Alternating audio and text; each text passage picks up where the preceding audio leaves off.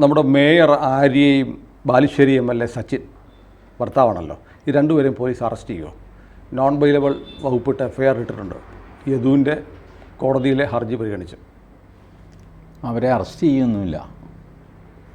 ഇതിപ്പോൾ ഈ രീതിയിൽ ഒരു FIR ഇട്ടതെന്ന് ഞാൻ മനസ്സിലാക്കുന്നത് മാർക്സിസ്റ്റ് പാർട്ടിയിലെ ഉൾപ്പോര് പ്രവർത്തിച്ചു തുടങ്ങിയെന്നാണ്. പക്ഷെ അത് കോടതി ഉത്തരവിനെ തുടർന്നാണ്. അതെ, ഈ കോടതി ഉത്തരവിനെ തുടർന്ന് ഇത്ര സ്ട്രോങ് ആയൊരു വകുപ്പൊന്നും ഇടേണ്ട കാര്യമൊന്നുമില്ല. കൃത്യനിർവഹണം തടസ്സപ്പെടുത്തി എന്ന് പറഞ്ഞാൽ സാങ്കേതികമായിട്ട് ശരിയാണ്. വണ്ടി കൊണ്ടുപോയി വട്ടം വെച്ചു, അതൊന്നും അത്ര സീരിയസ് ആയ ഒരു പ്രശ്നമല്ല. പക്ഷേ മെമ്മറി കാർഡ് മോഷ്ടിച്ചത് ഇവരാണെന്നാണ് FIR പറയുന്നത്. അതെ, മെമ്മറി കാർഡ് മോഷ്ടിച്ചത് ഇവരാണ് എന്ന് പറയാൻ എങ്ങനെ സാധിക്കും? അതാണ് എനിക്ക് മോഷ്ടിപ്പിച്ചത് എന്നൊക്കെ പറയാം. അപ്പോൾ ഈ ക്രിമിനൽ കേസിൽ നിങ്ങൾക്ക് ഒരു വകുപ്പ് അങ്ങോട്ട് ഇടുകയാണ്. സുനിൽ തന്നെ ഒരു അടിയടിക്കുന്നു. വേണമെങ്കിൽ പോലീസിന് വധശ്രമം, കൊല്ലാൻ വേണ്ടിയിട്ടാണ് അടിച്ചത്. വാസ്തവത്തിൽ അടിച്ചത് കൊല്ലാൻ വേണ്ടിയിട്ടൊന്നും അല്ല, ദേഷ്യം വന്നപ്പോൾ ഒരു അടിയടിച്ചതാണ്. വധശ്രമം എന്ന് പറയാം. പിന്നെ അത് കോടതിയിൽ ചെന്ന് കഴിയുമ്പോൾ എസ്റ്റാബ്ലിഷ് ചെയ്യാൻ പറ്റില്ല, അതങ്ങ് പോകും. ബട്ട് കേസ് എടുക്കുമ്പോൾ നേരെ IPC 307 വധശ്രമം, വലിയ ഹെഡ്ലൈൻ കൊടുക്കുക, സുനിലിനെതിരെ വധശ്രമ കേസ്, ജാമ്യമില്ലാ കേസ്.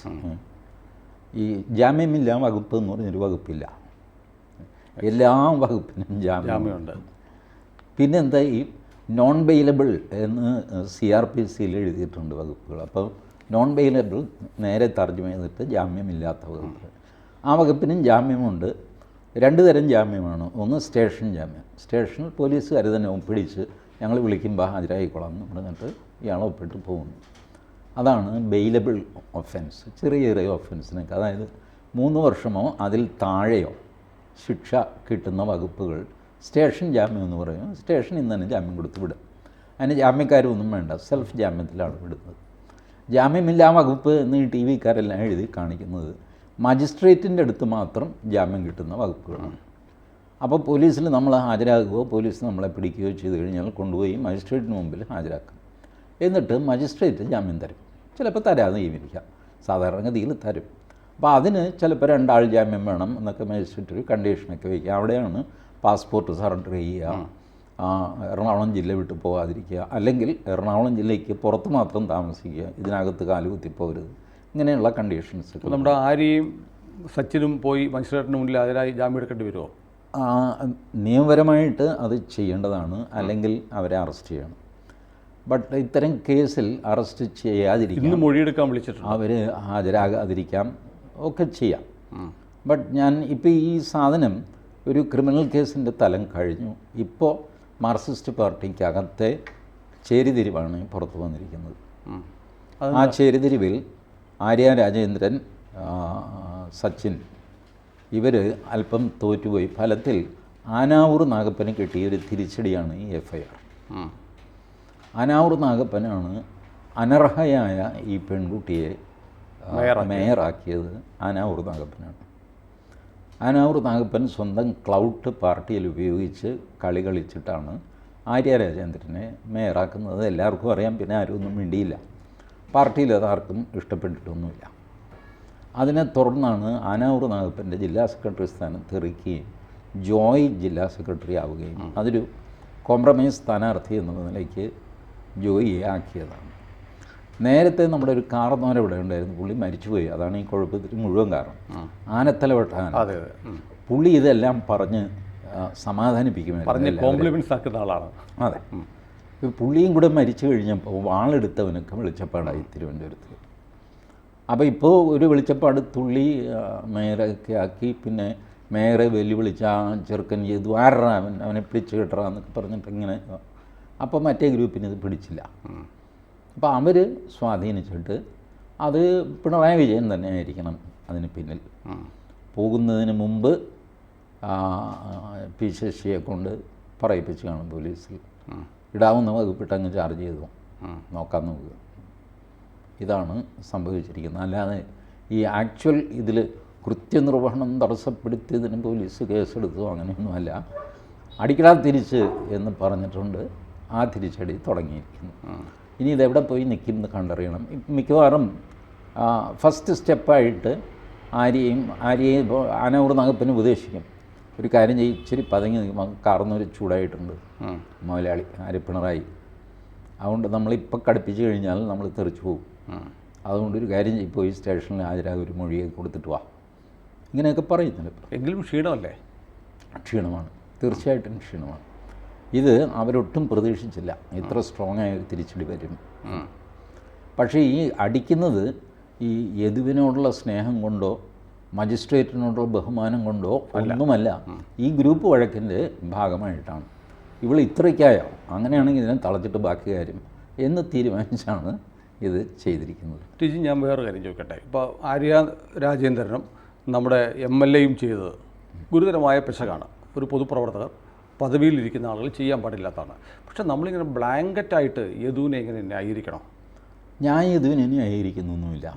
ഈ വാസ്തവത്തിൽ ഈ ഒരു റോഡ് സൈഡ് ബ്രാൾ എന്ന് പറയും, റോഡിലുണ്ടാകുന്ന ഒരു വഴക്ക്, അതിൽ കൂടുതൽ ഒരു പ്രാധാന്യവും ഇതിനില്ല.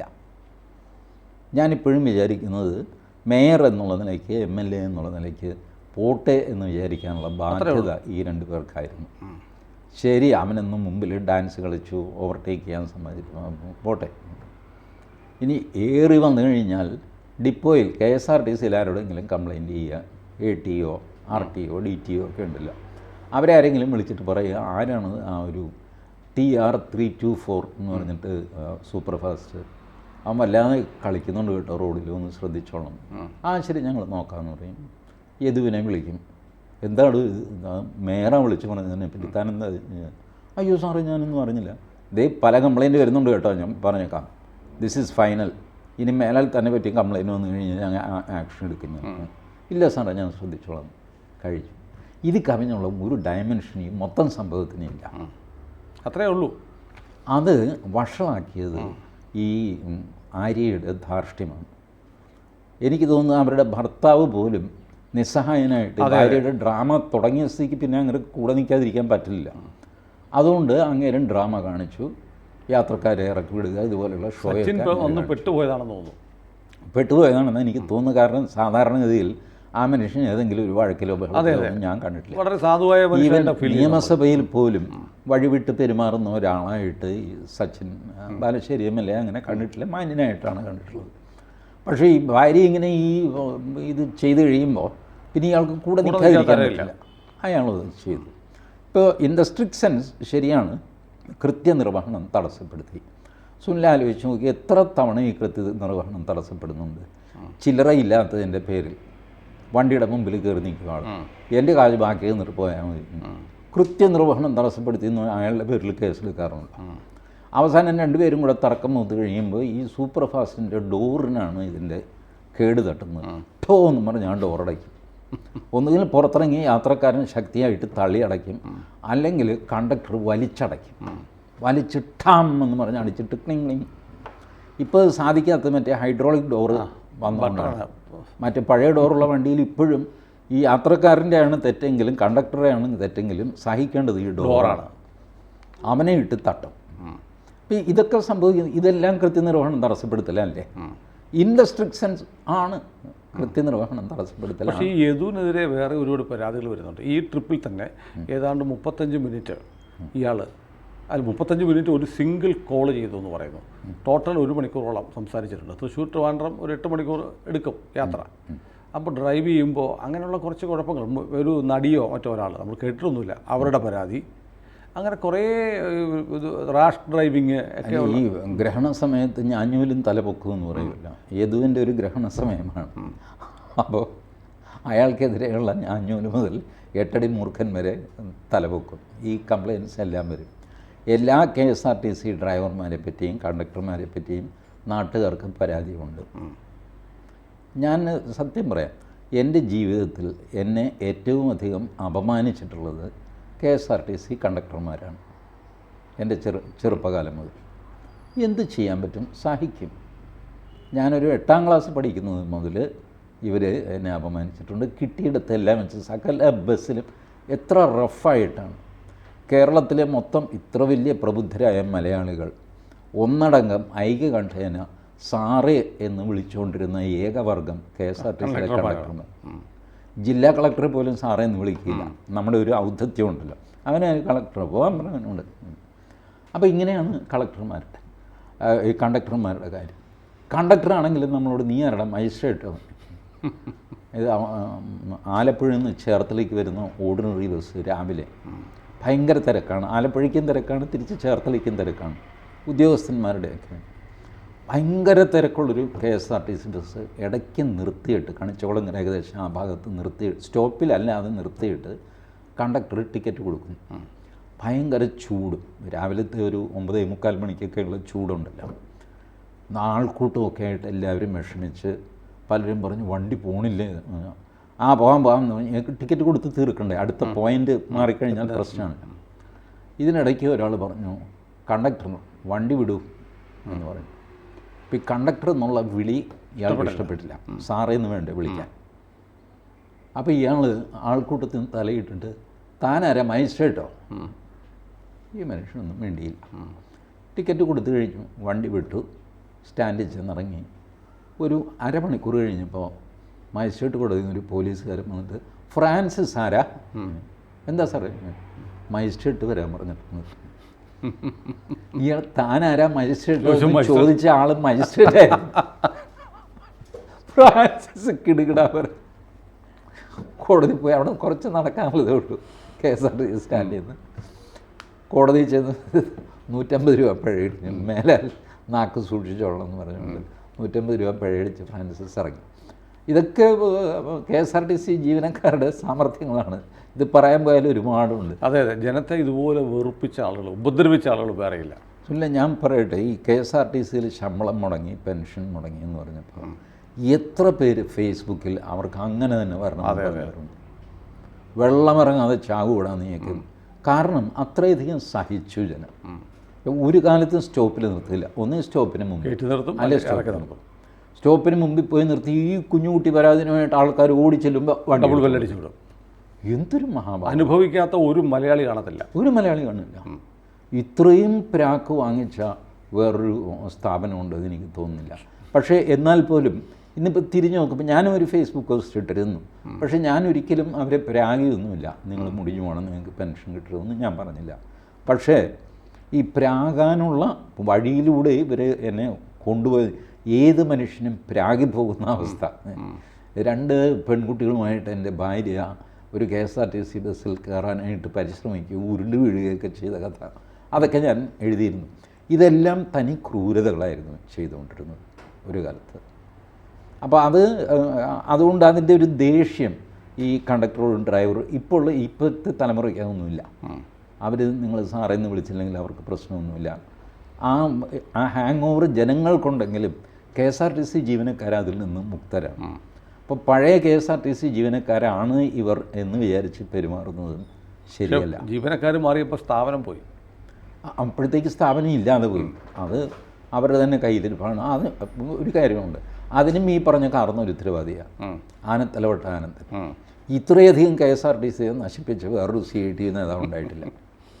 ആൾ പേഴ്സണലി വളരെ നല്ലവരാണ്, പാവമാണ് കേട്ടോ.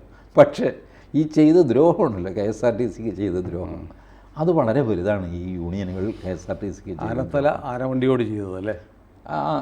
അപ്പോൾ ഈ ബാക്ക്ഗ്രൗണ്ട് നിലനിൽക്കുന്നു.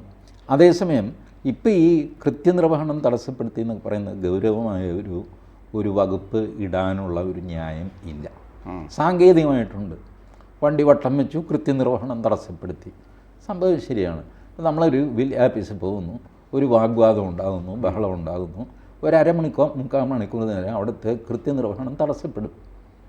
അയാൾ എണീറ്റ് വരുന്നു, പിടിച്ചു മാറ്റുന്നു, വഴക്കുണ്ടാക്കാമെന്ന് പറഞ്ഞ് കൃത്യനിർവഹണമല്ലേ തടസ്സപ്പെടുത്തുന്നു. ഉടനെ അതിന് കേസെടുക്കാമോ? സാങ്കേതികമായിട്ട് ചോദിച്ചാൽ കേസെടുക്കാം, ഒരു വാശി വെച്ചിട്ട് കേസെടുക്കാം. അങ്ങനെ എടുത്ത കേസാണിതെന്നാണ് ഞാൻ പറയുന്നത്. അതുകൊണ്ടാണ് ഞാൻ പറയുന്നത് ഈ കേസിൻ്റെ ഭാവി എങ്ങും ഒന്നുമില്ലാതെ പോകും. പക്ഷേ യദുവിന് ജോലി നഷ്ടപ്പെടും, യദുവിന് ജോലി നഷ്ടപ്പെടും. അക്കാര്യത്തിൽ 2 ഗ്രൂപ്പുകളും ഒന്നിക്കും. അവനെ പുറത്താക്കുക, അവൻ തിരിച്ചു വരാൻ പാടില്ല. ഗണേഷ് കുമാറിന് പിന്നെ പ്രത്യേകിച്ച് വാശിയൊന്നുമില്ല. യദുവാണെങ്കിൽ എംപാനൽ ഡ്രൈവറാണ്, അയാൾക്ക് എന്ത് ചെയ്യാൻ പറ്റും? ചുമ്മാ ഹൈക്കോടതി കൊണ്ടുപോയിട്ട് ഒരു റിട്ട് പെറ്റീഷൻ കൊടുത്ത് വേറെ വല്ല ജോലിയും നടക്കും. ഇതായിരിക്കും സംഭവിക്കുന്നത്. മറ്റേ കേസുകളൊക്കെ ഒന്നും ആകാതെ വെറുതെ അങ്ങ് കിടക്കും ഡോർമെൻ്റായി. കേസുണ്ടെന്ന് പറയാം. കുറച്ച് കഴിയുമ്പോൾ ഇത് ക്ലോസ് ചെയ്യല്ല, വിഡ്രോ ചെയ്യാമല്ലോ, കേസ് പിൻവലിക്കാമല്ലോ. പ്രോസിക്യൂഷന് കേസ് പിൻവലിക്കാം. ഞങ്ങൾ അന്വേഷിച്ച് പ്രത്യേകിച്ചൊന്നും കാണുന്നില്ല എന്ന് പറഞ്ഞിട്ട് FIR റെഫർ ചെയ്യാം. ഇനി അതല്ല, അതിനും അടുത്ത സ്റ്റേജിലേക്ക് പോയെങ്കിൽ കേസ് വിഡ്രോ ചെയ്യാം. അങ്ങനെയായിരിക്കും ചെയ്യുന്നത്. ഇതിലും വലിയ കേസല്ലായിരുന്നു MLA-മാർ ബഹളം വെച്ച കേസ് നിയമസഭയ്ക്കുള്ളിൽ. അത് പിൻവലിക്കാൻ 3 തവണയും മറ്റോ ശ്രമിച്ച് അവസാനം സുപ്രീം കോടതി തെറിയൊക്കെ പറഞ്ഞിട്ടാണ് ഇപ്പോൾ ആ കേസ് നിലനിൽക്കുന്നു. പക്ഷേ അത് വിചാരണയിലേക്കൊന്നും പോകാൻ പോകുന്നില്ല. അതിങ്ങനെ അനാദികാലം നിലനിൽക്കും, അങ്ങനെ ആർക്കും ഒന്നുമില്ലാതെ. അപ്പം അതൊക്കെ ആയിട്ട് നോക്കിയാൽ ഇത് ചീള് കേസാണ്. ഇതിലൊന്നും ഉണ്ടാവില്ല. പക്ഷേ ഒരു കാര്യം, ഫസ്റ്റ് റൗണ്ടിൽ ജയിച്ച ആനാവൂർ നാഗപ്പൻ ഗ്രൂപ്പിന് ശക്തമായ തിരിച്ചടി കൊടുത്തുകൊണ്ട് എതിർ ഗ്രൂപ്പ് അത് സ്കോർ ചെയ്തിരിക്കുകയാണ്. ജോയി ഗ്രൂപ്പാണെന്ന് ഞാൻ പറയില്ല, ബട്ട് ആനാവൂറിൻ്റെ എതിർ ഗ്രൂപ്പ് ഇപ്പോൾ സ്കോർ ചെയ്തിരിക്കുകയാണ്. ആര്യ രാജേന്ദ്രന് അല്പം ക്ഷീണകാലമാണ്.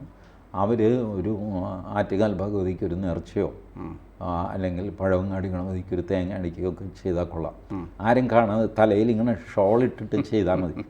ഇടതുപക്ഷം അത് നിരപേക്ഷമല്ല, നാട്ടുകാരറിഞ്ഞാൽ അത് കേസാവും. പിന്നെ അവിടെ ഈ വാടകയ്ക്ക് ഇത് തേങ്ങ അടിക്കാനും ആളുണ്ട്, അവരെ ഏൽപ്പിച്ചാലും മതി.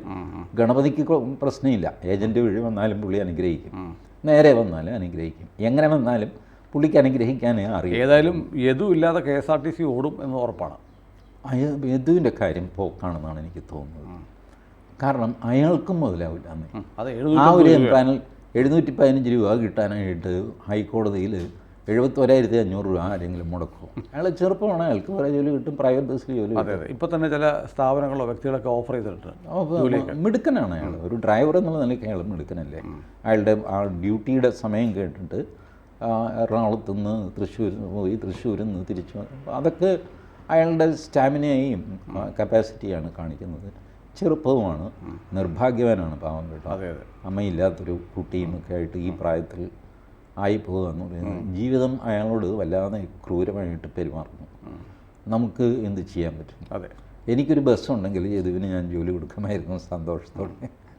അപ്പോൾ യദുവിന് നമുക്ക് ആശംസകൾ തരാം. യെസ്.